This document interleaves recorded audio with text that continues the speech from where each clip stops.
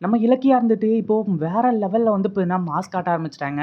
ஏன்னா, கோர்ட்டுன்னு கூட பார்க்காம, நேரா அப்படியே அஞ்சலி பக்கமா போயிட்டு, அஞ்சலியோட வயித்துல இருக்க அந்த பேட வந்து பார்த்தீங்கன்னா, உருவி எடுக்க ஆரம்பிச்சுறாங்க.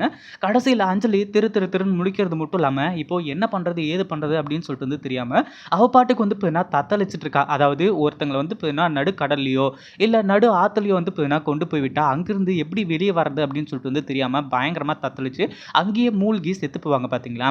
அந்த மாரி தான் வந்து பார்த்தீங்கன்னா, இந்த அஞ்சலியோட நிலைமை. இப்போ நடுக்கடல்ல வந்து பார்த்தீங்கன்னா, அவ இருந்துட்டு இருக்கா. இப்போ இந்த கரைக்கும் போக முடியாம, அந்த கரைக்கும் போக முடியாம, சென்ட்ரல்ல சாக முடியாம வந்து பார்த்தீங்கன்னா, இப்போ உட்காந்துக்கிட்டு பயங்கரமா வந்து பார்த்தீங்கன்னா, தவிக்க போறா. இதுல நம்ம கார்த்திக் கிட்ட வேற, நான் தப்பு பண்ணிட்டேன் கார்த்திக். என்ன மன்னிச்சிரு கார்த்திக்" அப்படின்னு சொல்லிட்டு வந்து கதறி அழுதுட்டு இருக்கா. நம்ம கார்த்திக் வந்து பார்த்தீங்கன்னா, மன்னிச்சு விட்டுருவாங்களா?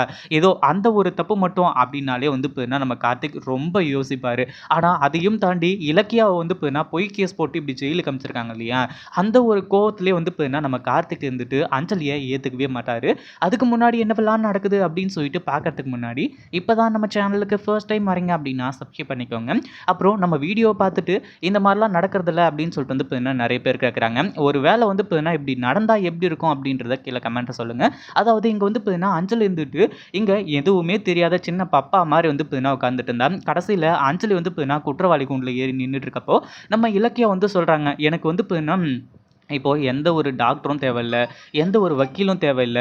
அது மட்டும் இல்லாம அஞ்சலி கர்ப்பமா இருக்காளா? இல்லையா? அப்படின்றத நான் இப்பவே நிரூபிக்கிறேன். இங்கேயே நிரூபிக்கிறேன். அப்படின்ற மாரி வந்து சொல்லிட்டு, எல்லார் முன்னாடியும் வந்து பார்த்தீங்கன்னா சொல்லிட்டு, அப்படியே நம்ம இலக்கியா இருந்துட்டு, அஞ்சலி பக்கத்துல வந்து பார்த்தீங்கன்னா வர ஆரம்பிச்சுட்டாங்க. அஞ்சலி இருந்துட்டு இப்போ ரொம்பவே பதட்டத்துல இருக்கா. இவ வந்து என்ன கேட்க போறான்னு தெரியலையே! என்ன நடக்கும்னு தெரியலையே! அப்படின்ற மாரி வந்து நெனச்சுட்டு இருக்கா. ஆனா அதே சமயம் இப்போ அஞ்சலியோட வயித்துல இருக்க அந்த பேட ரிமூவ் பண்றதுக்காக தான் வராங்க அப்படின்னு சொல்லிட்டு, இந்த அஞ்சலி கொஞ்சம் கூட வந்து பார்த்தீங்கன்னா எதிர்பார்க்கவே இல்ல. போய் பக்கத்துல நின்னுகிட்டு டபக்குன்னு வந்து பார்த்தீங்கன்னா புடிச்சு இழுக்க ஆரம்பிச்சுறாங்க. இத்தன நாளா வந்து பார்த்தீங்கன்னா அஞ்சலி இருந்துட்டு இந்த பேட கட்டிட்டு தான் வந்து பார்த்தீங்கன்னா ஊரையே, உலகத்தையும் வந்து பார்த்தீங்கன்னா ஏமாத்திட்டு இருந்தா. இந்த ஒரு விஷயத்திலேயே உங்களுக்கு எல்லாருக்குமே தெளிவா புரிஞ்சிருக்கும். அஞ்சலி கர்ப்பமா இல்ல. எத்தன டாக்டர் வேணா வந்து பார்த்தீங்கன்னா சர்டிபிகேட் குடுக்கட்டும். அது எல்லாமே போலியானது தான். ஒரு கர்ப்பிணி பெண் வந்து பார்த்தீங்கன்னா, அதாவது இப்பவே வந்து பார்த்தீங்கன்னா 6 மாசமோ, 7 மாசமோ ஆயிடுச்சு. இப்பவே அவளோட வயிறு வந்து பெருசா இருக்கணும். அதுவும் ஒரு ரெட்டை குழந்தை அப்படின்னும்போது இன்னும் வந்து பார்த்தீங்கன்னா பெருசா இருக்கணும். ஆனா இந்த இடத்துல என்ன நடந்திருக்கு? ஃபேட கட்டிக்கிட்டு இத்தன நாளா வந்து பார்த்தீங்கன்னா, அவ எல்லாரையுமே ஏமாத்திருக்கா. அப்படின்ற மாரி வந்து சொல்ல ஆரம்பிச்சுட்டாங்க.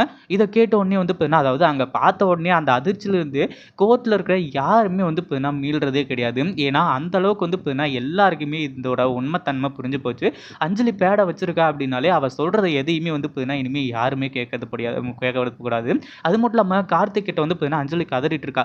"ஐய்யயோ! கார்த்திக் நான் தப்பு பண்ணிட்டேன் கார்த்திக். என்ன மன்னிச்சிடுங்க கார்த்திக்" அப்படின்னு சொல்லிட்டு. அந்த நேரத்தில நம்ம கார்த்திக் சொல்றாங்க, "இங்க பாரு அஞ்சலி, உன்னை வந்து இப்ப நான் கல்யாணம் பண்ணிக்கிட்ட பாவத்துக்காக உன்னால கர்ப்பமே ஆக முடியாதுன்னு சொல்லிட்டு நீ ஆல்ரெடியே சொல்லியிருந்தேன்னு வையேன், நான் வந்து இப்ப என்னோட தலையெழுத்து அதுதான் அப்படின்னு சொல்லிட்டு வந்து இப்ப நான் ஏத்துக்கிட்டு இருப்பேன். ஆனா எவ்ளோ பொய், எவ்ளோ பித்தலாட்டங்கள், கடைசியில இலக்கியா நீ உன் வயித்துல இருக்க குழந்தைய கொல்ல பார்க்குறான்னு சொல்லிட்டு வந்து சொல்லி, நீ பொய் சாட்சி சொன்னது தான் என்னால வந்து இப்ப ஏத்துக்கவே முடியாது. இலக்கியா அண்ணிய ஜெயிலுக்கு அனுப்புனது தான். நானே ஒரு செகண்ட் வந்து இலக்கிய அண்ணிய வந்து இப்ப ரொம்ப தப்பா நெனச்சுட்டேன். உன்னெல்லாம் மன்னிக்கிற மாரியே கிடையாது அப்படின்னு சொல்லிட்டு பயங்கர கோவத்தோட வந்து சொல்லப் போறாரு. இத பத்தி நீங்க என்ன நெனைக்கிறீங்க? அந்த வீடியோ புடிச்சிருந்தா லைக் பண்ணுங்க, ஷேர் பண்ணுங்க. இப்ப தான் நம்ம சேனலுக்கு ஃபர்ஸ்ட் டைம் வரீங்க அப்படின்னா சப்ஸ்கிரைப் பண்ணிக்கோங்க.